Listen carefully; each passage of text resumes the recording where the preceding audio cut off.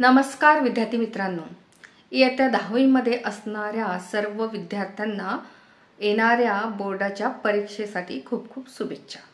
विद्यार्थी मित्रांनो, एसएससी बोर्डाची विषय इंग्रजीची प्रश्नपत्रिका त्याचे स्वरूप कसे असते त्याच्याविषयीची माहिती आपण आजच्या व्हिडिओमध्ये जाणून घेणार आहोत। तर विद्यार्थी मित्रांनो, इंग्रजीचा हा जो पेपर असतो, इंग्रजीचा पेपर जो असतो तो लेखी पेपर म्हणजे रिटन एक्झामचा जो पेपर आहे तो 80 मार्काचा असतो आणि 20 मार्काचे प्रॅक्टिकल म्हणजे तोंडी परीक्षेचे 20 मार्क यामध्ये असतात। तर 80 मार्काच्या पेपरचं स्वरूप कसं असतं, तर इंग्रजीच्या पेपरामध्ये जवळपास 6 सेक्शनमध्ये तुम्हाला प्रश्न विचारलेले असतात। या 6 सेक्शनमधून पहिला जो सेक्शन असतो तो लँग्वेज स्टडीचा असतो।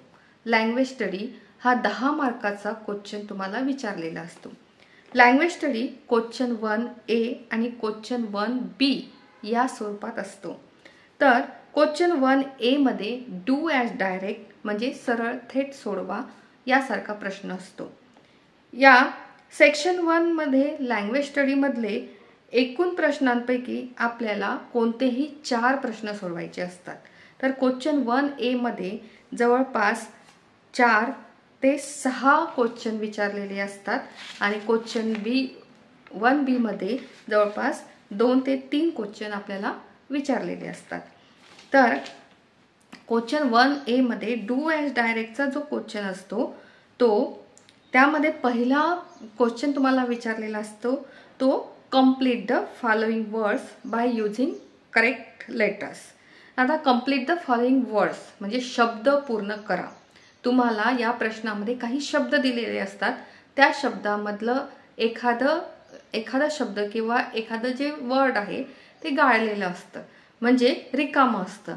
समजा स्मार्ट शब्द आहे तर त्यामधला SM लिहिलेलं असेल, मध्ये रिकामी जागा, त्याच्यानंतर R आणि T म्हणजे मध्ये तुम्हाला कुठला शब्द लिहायचा आहे तर SMART स्मार्ट अशासारखे शब्द पूर्ण करा। हा एक क्वेश्चन असतो आणि हा क्वेश्चन तुम्हाला 2 मार्काचा असतो। त्याच प्रकारे क्वेश्चन 1A मध्ये सेकंड जो क्वेश्चन विचारलेला असतो तो अल्फाबेटिकल ऑर्डर्स। अल्फाबेटिकल ऑर्डर्स प्रमाणे लिहा म्हणजे put the following words in alphabetical orders. Alphabetical orders म्हणजे तुमच्या ABCDच्या क्रमानुसार तुम्हाला शब्द लिहायचे आहे। कुठल्या नंबरला कुठला शब्द येणार हे तुम्हाला एका सरळ रांगेत किंवा सरळ ते उत्तर लिहायचं आहे। अल्फाबेटिकल ऑर्डरनुसार शब्द असले ट्री, बर्ड्स, गार्डन, रोज, तर याच्यातल्या ABCD क्रमांकानुसार कुठला शब्द पहिले लिहायचा हे तुम्हाला समजलं पाहिजे। यासाठी सुद्धा 2 मार्क दिलेला असतो। त्यानंतर क्वेश्चन 1A मध्ये तिसरा जो क्वेश्चन विचारलेला तुम्हाला असतो ते म्हणजे punctuate the following sentence. Punctuate the following sentence मध्ये तुम्हाला पाठ्यपुस्तकातीलच काही सेंटेन्स दिलेले असतात, ते सेंटेन्स कशा प्रकारे कॉमा, इन्व्हर्टेड कॉमा, फुल स्टॉप, त्यानंतर कॅपिटल लेटर्स कुठे लावायचं या प्रकारचा हा शब्द पूर्ण करेक्ट लिहायचा असतो, त्याला सुद्धा 2 मार्क दिलेले असतात। त्यानंतर क्वेश्चन 1A मध्ये चौथा जो प्रकार तुम्हाला चौथा क्वेश्चन सांगितलेला असतो make 4 words minimum of 3 letters each using the letters म्हणजे एका मोठ्या शब्दापासून तुम्हाला जवळपास 3 ते 4 लेटर्स वापरून काही शब्द काढायचे असतात। मोठ्या शब्दामधून 3 ते 4 छोटे असे शब्द त्यामधून तुम्हाला, जसं की ॲडव्हर्टाइजमेंट हा एक मोठा शब्द दिलेला आहे, मोठा वर्ड आहे, याच्यामधून तुम्ही मीनिंगफुल असे काही शब्द तयार करू शकता। जसं ॲडव्हर्टाइजमेंट, MENT, ADD ॲड। ते 5वा जो क्वेश्चन विचारलेला असतो तो write the related word. Write the related word मध्ये तुम्हाला एक तक्ता दिलेला असतो म्हणजे वेब चार्ट दिलेला असतो आणि त्या वेब चार्ट मध्ये रिलेटेड वर्ड्स लिहायचे असतात। जसं स्टुडंट्स मध्ये एक शब्द दिलेला असतो स्टुडंट्स आणि स्टुडंटच्या रिलेटेड शब्द तुम्हाला लिहायचे असतात. एक शब्द आपल्याला लिहून दिलेला असतो, जसं स्टुडंट क्लेवर, तसं स्टुडंट स्मार्ट इत्यादी तुम्ही रिलेटेड शब्द लिहू शकता. 1A मध्ये दुसरा 6वा जो क्वेश्चन दिलेला असतो तो वर्ड चेनचा दिला असतो. वर्ड चेन तयार करा म्हणजे शब्द साखळी तयार करा. या शब्द साखळीच्या क्वेश्चनमध्ये तुम्हाला वर्ब, ॲडवर्ब, नाऊन आणि ॲडजेक्टिव्ह यासारखे शब्दांची साखळी तयार करायची असते. परीक्षेमध्ये यापैकी काहीतरी तुम्हाला लिहायला सांगतात. जसं नाऊन लिहायला सांगतात, कधी वर्ब लिहायला सांगतात. जसं एखादा शब्द तुम्हाला वर्ब क्रियापदाचा जर ग्रो हा शब्द आला तर ग्रो शब्द आल्यानंतर त्या शब्दाच्या शेवटचं जे अक्षर असतं त्या अक्षरापासून नवीन शब्द तयार करायचा असतो. त्यानंतर पुन्हा जो येणारा शब्द आहे त्या शब्दाच्या शेवटचं अक्षर असेल त्याच्यापासून आणखी एक नवीन शब्द तयार करायचा आहे. अशा प्रकारे 3 ते 4 शब्दांची एक शब्द साखळी तयार करायची आहे. परंतु इथे लक्षात ठेवायला पाहिजे, ही शब्द साखळी जी सूचना आपल्याला दिलेली आहे, वर्ब लिहा, नाऊन लिहा, ॲडजेक्टिव्ह लिहा, ॲडवर्ब लिहा, त्याप्रमाणेच ही शब्द साखळी पूर्ण करायची. मध्ये 2 प्रश्न दिलेले असतात. त्याच्यामध्ये make a meaningful sentence by using the phrase, किंवा हा जो क्वेश्चन असतो ऑर मध्ये असतो, किंवा मग क्लॉजेसचा असतो. Add a clause to the following sentence to expand meaningfully. आता इथे एक फ्रेजचा जो शब्द असतो, फ्रेज तयार करा म्हणजे त्या दिलेल्या शब्दाचा वाक्यात उपयोग करायचा असतो. जसं टू बी अफ्रेड ऑफ हा जो शब्द दिला ते याचं वाक्यात उपयोग आपल्याला करावं लागतं. त्यानंतर याच्यामध्ये सेकंड जो विचारलेला असतो क्वेश्चन 1B मध्ये तो असतो अटेम्प्ट एनी वन म्हणजे कोणताही एक शब्द सोडवा. प्रिफिक्स आणि सफिक्स, प्रिफिक्स आणि सफिक्स तयार करा असं इथे दिलेलं असतं. याच्यामध्ये समजा प्रिफिक्स म्हणजे एखाद्या शब्द की मॅनेज, मॅनेजमेंट, काइंड, काइंडनेस, किंवा काइंड, अनकाइंड यासारखे प्रिफिक्स आणि सफिक्सचे शब्द आधार घेऊन हे शब्द तुम्हाला वाक्यात उपयोग करायचे सुद्धा असतात. सेक्शन 2 मध्ये टेक्स्ट्युअल पॅसेज दिलेला असतो. टेक्स्ट्युअल पॅसेजमध्ये 2 टेक्स्ट्युअल पॅसेज असतात. हे 20 मार्काचे असतात, प्रत्येकी 10. याप्रमाणे 20 मार्काचे टेक्स्ट्युअल पॅसेज असतात. हे टेक्स्ट्युअल पॅसेजमध्ये अगदी साधे साधे क्वेश्चन विचारलेले असतात. जसं की ट्रू फॉल्स हा 2 मार्काचा क्वेश्चन असतो आणि यामध्ये अर्धा मार्काचा एक सेंटेन्स किंवा एक वाक्य याप्रमाणे हा 2 मार्काचा ट्रू फॉल्सचा क्वेश्चन असतो. त्यानंतर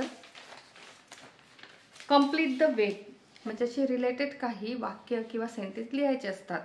तर लेसनवर आधारित सुद्धा काही वाक्य पूर्ण करायचे असतात, ते सुद्धा वेब चार्टच्या निमित्ताने दिलेले असतात. त्यानंतर A3 म्हणजे पॅसेजमध्ये आणखी एक सोपा प्रश्न विचारलेला असतो, मॅच द वर्ड किंवा मॅच द फॉलोइंग म्हणजे जोड्या लावा, योग्य जोड्या जुळवा. हे सुद्धा पॅसेजशी रिलेटेड असतात. या सर्व प्रश्नांची उत्तरे तुम्हाला पॅसेजमध्ये शोधून काढायची असते आणि ती तशी लिहायची असतात. टेक्स्ट्युअल पॅसेज हा जो सेक्शन आहे तो अतिशय सोपा आहे, कारण तिथल्या तिथे तुम्हाला उत्तरं सापडतात. विद्यार्थी मित्रांनो, सर्वात महत्त्वाचं म्हणजे जास्तीत जास्त टेक्स्टबुकमधील प्रश्न विचारलेले असतात आणि टेक्स्टबुकचं तुम्ही जास्तीत जास्त जर वाचन केलं तर तुम्हाला अगदी छोटे छोटे जे लँग्वेज स्टडी सारखे क्वेश्चन आहे ते सहज सॉल्व करता येईल. क्वेश्चन असतात, ग्रामर विचारलेले असतात. जसं ग्रामर अनेक प्रकारचे जे काही ग्रामर आपण शिकलेले असतो, क्वेश्चन टॅग, एक्सक्लामेटरी सेंटेन्स, त्या प्रकारचे ग्रामर या टेक्स्ट्युअल पॅसेजमध्ये विचारलेले असतात.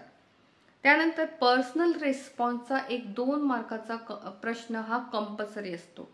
पर्सनल रिस्पॉन्स प्रत्येक पॅसेजवर हा क्वेश्चन विचारलेला असतो आणि या क्वेश्चनचा अर्थ काय तर तुमचे मत मांडणे म्हणजे तुमचं एखाद्या लेसन विषयी किंवा लेसनमध्ये जे काही माहिती सांगितलेली त्याच्याविषयी तुमचं मत काय आहे, तुम्ही काय ऑब्झर्व केलेलं आहे हे तुम्हाला पर्सनल रिस्पॉन्स या क्वेश्चनमधून सांगायचं असतं आणि हा क्वेश्चन 2 मार्काचा असतो. प्रत्येक पॅसेजमध्ये हा एक क्वेश्चन दिलेलाच असतो. त्यानंतर दुसरा एक पॅसेज दिलेला असतो, read the following passage and do the activities. याच्यामध्ये सुद्धा कोणी कोणास म्हटले यासारखे प्रश्न असतात. Who said and textual passage म्हणजे 20 मार्काचे 2 टेक्स्च्युअल पॅसेज असतात. त्याच्यावर आधारित क्वेश्चन दिलेले असतात आणि ते क्वेश्चन तुम्हाला सहज सोडवता येतात. सेक्शन 3 मध्ये हा पोएट्री दिलेले असतात, म्हणजे पोयमवर आधारित क्वेश्चन सेक्शन 3 मध्ये असतात आणि हा 10 मार्काचा क्वेश्चन असतो. अगदी सहज तुम्हाला सोडवता येईल. यामध्ये पोयम विषयी 2 क्वेश्चन दिलेले असतात. क्वेश्चन 3A मध्ये read the following stanza and do the activities, म्हणजे एका पोयमवर आधारित जे दोन प्रश्न आहे, 2 क्वेश्चन आहे. पहिला क्वेश्चन असतो की दिलेल्या पोयममधून दिलेले जे क्वेश्चन आहे त्याचे आन्सर तयार करणे आणि पोयमवर आधारित दुसरा क्वेश्चन असतो तो पोयम ॲप्रिसिएशन. पोयम ॲप्रिसिएशन हा अगदी सोपा क्वेश्चन असतो. याच्यामध्ये तिथल्या तिथेच आपल्याला 2 ते 3 मार्काचं उत्तर सहज सापडतं. हा 5 मार्काचा क्वेश्चन असतो. पोयम ॲप्रिसिएशन 5 मार्काचा क्वेश्चन असतो. यामधले 3-3.5 मार्क तर तुम्ही अगदी सहज मिळवू शकता. याच्यामध्ये पोयमचं नाव, पोएटचं नाव, राईम स्कीम हे अगदी सोपं भाषेमध्ये किंवा अगदी सोपं तुम्ही इझिली ते लिहू शकता. सेक्शन 4 मध्ये नॉन टेक्स्च्युअल पॅसेज असतात, म्हणजे अनसीन पॅसेज असतो की जो की टेक्स्ट बुक मधील नसतो. तो इतर कुठलाही पॅसेज आपल्याला दिलेला असतो त्यावर आधारित क्वेश्चन असतात आणि हा 15 मार्काचा क्वेश्चन असतो. या पॅसेजमध्ये तुम्हाला समरी रायटिंग सुद्धा असते. समरी रायटिंग म्हणजे सारांश लेखन हा सुद्धा एक प्रश्न विचारलेला असतो आणि तो 5 मार्काचा असतो. वर आधारित बरेचसे क्वेश्चन दिलेले असतात, जसं WH शब्द तयार करणे, WH वाक्य तयार करणे. त्यानंतर समरी रायटिंग मध्ये तुम्हाला दिलेल्या अनसीन पॅसेजचा सारांश लिहायचा असतो, समरी राईट करायची असते. सारांश लेखन म्हणजे तुम्ही जो पॅसेज वाचाल त्यामध्ये महत्त्वाचे काय मुद्दे सांगितलेले आहे, महत्त्वाची कोणती गोष्ट सांगितलेली आहे ते तुम्हाला थोडक्यामध्ये लिहायची असते. सेक्शन 5 हा रायटिंग स्किलचा असतो आणि तो 20 मार्काचा असतो. रायटिंग स्किलचा हा क्वेश्चन अगदी सोपा असतो, परंतु बऱ्याचशा विद्यार्थ्यांना ग्रामर आणि इंग्लिश हे अवघड जात असतं. इंग्लिश भाषा ही अवघड जात असते. बऱ्याच विद्यार्थ्यांना रायटिंग लेखन कसे करावे हे समजत नसते, तर काही विद्यार्थ्यांना ते सहजच समजते. हा अतिशय सोपा प्रश्न विचारलेला असतो, परंतु इंग्रजी भाषा ही प्रत्येकच जवळपास बऱ्याचशा विद्यार्थ्यांना अवघड वाटत असते. त्याच्यामुळे ते त्या दृष्टीने सराव फार कमी करतात. परंतु तुम्ही जर नियमित इंग्रजी वाक्य तयार करणे, शब्द पाठांतर करणे, मराठीतले वाक्य इंग्रजीमध्ये करून पाहणे किंवा इंग्लिशचे वाक्य मराठीमध्ये करून पाहणे यासारखा जर सराव नियमित केला तर रायटिंग स्किल हा जो क्वेश्चन आहे हा तुम्हाला बिलकुल अवघड वाटणार नाही. तर रायटिंग स्किलसाठी तुम्हाला जास्तीत जास्त इंग्रजी वाचन, इंग्रजी लिखाण, इंग्रजीचे शब्द वाचणे, इंग्रजीचे वाक्य तयार करणे, भाषांतर करणे, ट्रान्सलेशन करणे यासारख्या गोष्टी जर नियमित केला तर रायटिंग स्किलचा हा जो क्वेश्चन आहे 15 मार्काचा क्वेश्चन आहे हा तुम्ही अगदी सहजच सोडवू शकता. यामध्ये काय दिलेलं असतं, यामध्ये एक असतं लेटर रायटिंग. लेटर रायटिंगमध्ये तुम्हाला ऑरमध्ये क्वेश्चन असतो. लेटर रायटिंगमध्ये 2 प्रकारचे लेटर रायटिंग असतात, एक इन्फॉर्मल लेटर आणि फॉर्मल लेटर. इन्फॉर्मल लेटर हे वैयक्तिक लेटर असतं, ते तुम्हाला मित्र किंवा नातेवाईक यांच्यासाठी इन्फॉर्मल लेटर असतं. फॉर्मल लेटर हे एक व्यावहारिक पत्र, म्हणजे एक औपचारिक आणि अनौपचारिक पत्र असं सुद्धा याला मराठीत म्हणतात. पत्र लेखन हा जो रायटिंगचा भाग आहे हा सुद्धा अतिशय सोपा आहे, कारण तिथल्या तिथे पेपरमध्येच तुम्हाला अर्ध जास्त रायटिंग तिथेच दिलेलं असतं. फक्त तुम्हाला तुमच्या योग्य पद्धतीने ते रायटिंग जे आहे ते बरोबर त्याची योग्य पद्धतीने मांडणी करायची असते. लेटर रायटिंग हे योग्य पद्धतीने मांडणी केली तर तुम्हाला लेटरचे 5 मार्क हे सहजच मिळून जातात. त्यानंतर रायटिंग स्किलचा दुसरा जो प्रकार असतो तो म्हणजे डायलॉग रायटिंग. डायलॉग रायटिंगमध्ये तुम्हाला 3 क्वेश्चन दिलेले असतात. त्या 3 क्वेश्चनमध्ये पहिले असते जंबल सेंटेन्स. जंबल सेंटेन्समध्ये जे दिलेले सेंटेन्स असतात ते इकडे तिकडे असतात. ते सेंटेन्स तुम्हाला बरोबर एकाखाली एक बरोबर योग्य पद्धतीने योग्य मिनिंगफुली तुम्हाला बरोबर त्याचे मांडणी करायची असते. या असतो तो म्हणजे complete the dialogue. Complete the डायलॉगमध्ये काही काही वाक्य दिलेले असतात, काही काही वाक्य आपल्याला भरायचे असतात. जे रिकामे जे लाईन्स असतात तिथे आपल्याला त्या वाक्याला अनुरूप असं आन्सर लिहायचं असतं. आणि याच्यातलं सी मध्ये काय दिलेलं असतं, एक आपल्याला डायलॉग क्रिएट करायचा असतो. म्हणजे डायलॉग रायटिंग हा 5 मार्काचा क्वेश्चन असतो. 5 मार्कामध्ये 3 प्रकारचे डायलॉग रायटिंग तुम्हाला करायचे असतात. यामध्ये एक प्रकार म्हणजे जंबल सेंटेन्स योग्य मांडणी करणे. दुसरा प्रकार म्हणजे जे रायटिंग आहे ते कंप्लीट डायलॉग आहे ते कंप्लीट करणे. कारण दिलेला जो डायलॉग आहे तो एक वाक्य आपल्याला लिहून असते तर एक वाक्य आपल्याला पूर्ण करायचं असते. आणि यातला तिसरा प्रकार असतो तो डायलॉग क्रिएट करायचा असतो. तुम्हाला एक सब्जेक्ट दिलेला असतो विषय, त्यावर आधारित तुम्ही 4 ते 5 लाईनचा एक डायलॉग राईट करायचा असतो किंवा डायलॉग क्रिएट करायचा असतो. अशा प्रकारे तुम्हाला हा 5 मार्काचा क्वेश्चन असतो. आणि हा क्वेश्चन ऑरमध्ये असतो. एक तर डायलॉग रायटिंग लिहा किंवा मग दुसरं स्पीच रायटिंग लिहा. तुम्ही दोन्ही प्रकारे हा क्वेश्चन सोडवू शकता. डायलॉग रायटिंग हा तुम्हाला परीक्षेसाठी एकदम इझी वे आहे. कारण 2 डायलॉग रायटिंग तुम्ही तिथल्या तिथे सोडवू शकता, एक डायलॉग तुम्ही क्रिएट करू शकता. तर क्रिएट तुम्हाला दिलेल्या विषयावर तुम्ही ते सहज करू शकता. ती स्किलमध्ये क्वेश्चन 6 काय असतो, इन्फॉर्मेशन ट्रान्सफर. इन्फॉर्मेशन ट्रान्सफरमध्ये कधी कधी पॅसेज दिलेला असतो आणि पॅसेजच्या अनुषंगाने आपल्याला एखादी डायग्राम किंवा आकृती काढायची असते. आता ही डायग्राम म्हणजे काय, तर इन्फॉर्मेशन ट्रान्सफरमध्ये वेगवेगळे तक्ते असतात. जसं flow chart, tree diagram, pie chart, table chart यासारखे, वेब चार्ट यासारखे तक्ते असतात. दिलेल्या सूचनेनुसार आपल्याला त्यासारखी डायग्राम तयार करायची असते. तर कधी कधी डायग्राम असते आणि त्याच्यावर आधारित पॅसेज तयार करायचा असतो. माहिती तिथल्या तिथे असते, फक्त योग्य वाक्य जुळवणी ही आपल्याला आली पाहिजे. आणि त्यासाठी तुम्हाला ग्रामरचं थोडंफार तरी ज्ञान असणे, नॉलेज असणे आवश्यक असतं. तुम्हाला रिपोर्ट रायटिंग, एखाद्या घटनेचा अहवाल लिहिणे, हे तुम्हाला तिथे मांडणी करून लिहायची असते किंवा मग स्टोरी लिहायची असते. बघा, याच्या प्रत्येक प्रश्नामध्ये तुम्हाला ऑरचा प्रश्न दिलेला असतो.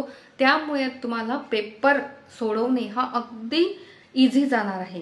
कारण प्रत्येक प्रश्नामध्ये ऑर असल्यामुळे तुम्हाला एक ऑप्शन सापडणार आहे.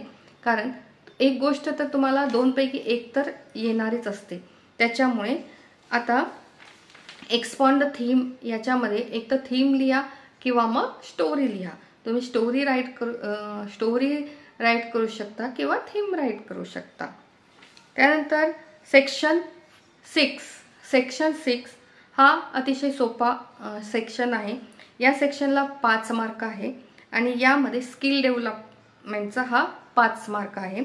यामध्ये क्वेश्चन 7 हा ट्रान्सलेशनचा असतो. ट्रान्सलेशन 3 प्रकारे असतात. पहिल्या प्रश्नामध्ये काय विचारलेले असतात, शब्द दिलेले असतात, त्याचे मराठीत अर्थ लिहायचे असतात. म्हणजे काही 3 ते 4 शब्द आपल्याला सोडवायचे असतात. दिलेल्या शब्दांपैकी 3 ते 4 शब्दांचे ट्रान्सलेशन आपल्याला आपल्या मराठी लँग्वेजमध्ये करायचे असतात. त्याचबरोबर दुसऱ्या सेक्शन म्हणजे त्यातला दुसरा जो प्रश्न विचारलेला असतो तो काही सेंटेन्स दिलेले असतात, त्या सेंटेन्सचे मराठीमध्ये भाषांतर करायचे असतात. जसं की सेंटेन्स जसं की दिलेलं आहे, remove your shoes outside the library. म्हणजे लायब्ररीमध्ये जाताना तुमचे शूज जे आहे ते बाहेर काढा. असे सोपे सेंटेन्स तुम्हाला ट्रान्सलेशनसाठी दिलेले असतात. यातला तिसरा जो क्वेश्चन विचारलेला असतो तो प्रोव्हर्ब विचारलेला असतो, म्हणी. त्या म्हणी तुम्हाला पूर्ण मराठीमध्ये लिहायच्या असतात. जसं की अ friend in need is a friend in deed. म्हणजे संकटकाळी धावून येतो तो खरा मित्र. असे जे म्हणी असतात त्या म्हणीवर आधारित एक ट्रान्सलेशनचा क्वेश्चन असतो. तर शेवटचा सेक्शन जो आहे 6 सेक्शन हा अतिशय सोपा आणि इझी जाणारा सेक्शन आहे. आणि मराठीतल्या छोटे छोटे शब्द किंवा छोटी छोटी वाक्य ही तुम्हाला सहज इंग्रजीतले मराठीत वाक्य करता येतात आणि 5 मार्क तुम्हाला सहज मिळू शकतात. तर अशा प्रकारे आपण बोर्डाच्या SSC बोर्डाच्या प्रश्नपत्रिकेचे काय स्वरूप आहे याची माहिती आजच्या व्हिडिओमध्ये घेतलेली आहे. नक्कीच सर्व विद्यार्थ्यांना ही नक्कीच समजली असेल. अतिशय सोप्या पद्धतीने इथे मी एक्सप्लेन केलेला आहे. या पुढच्या व्हिडिओमध्ये आपण प्रत्येक प्रश्न लँग्वेज स्टडीचा प्रत्येक प्रश्न कसा सोडवायचा हे बघणार आहोत.